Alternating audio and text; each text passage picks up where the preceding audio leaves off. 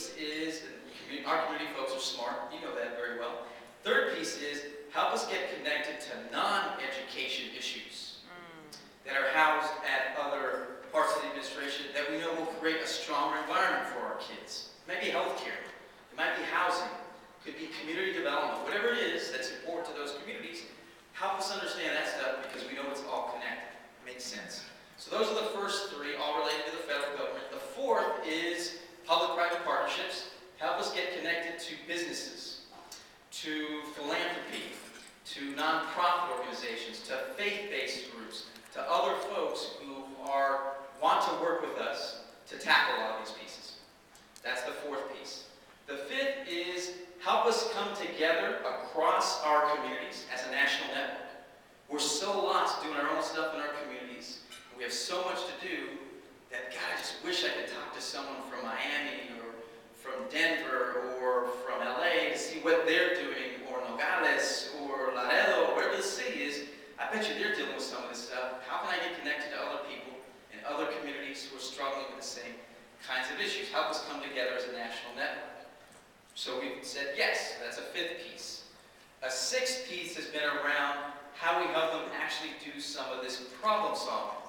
So kind of 6, 7, and 8 are all related to how they come together. So part of it is literally beyond the national network is how do we do partnerships? What's the process? Who's the boss? How do the organizations come together? You know how it is when you do all that work on the ground and you're trying to do this partnership work. It's a little bit different. How do you share power? Who gets the budget? How does it? All those kinds of process questions is a part of it.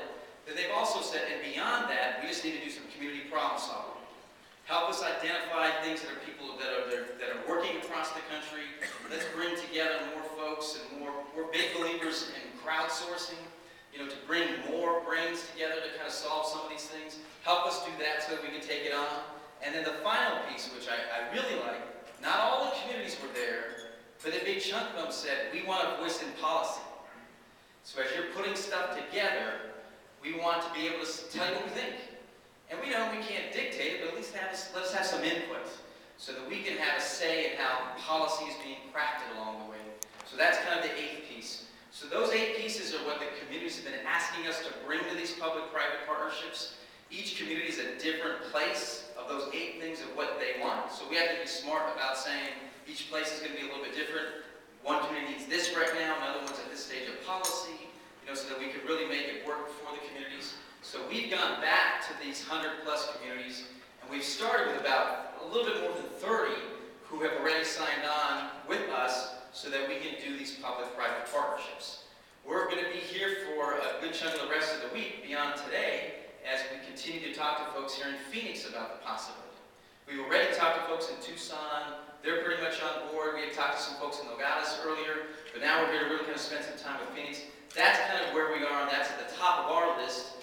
Jose and I are spending most of our time on the road, working directly with communities, not just having conversations, but literally taking it to the next level of saying, how do we identify and tackle the problems that you're facing within the education system for you as a community, community-wide. Let me stop there.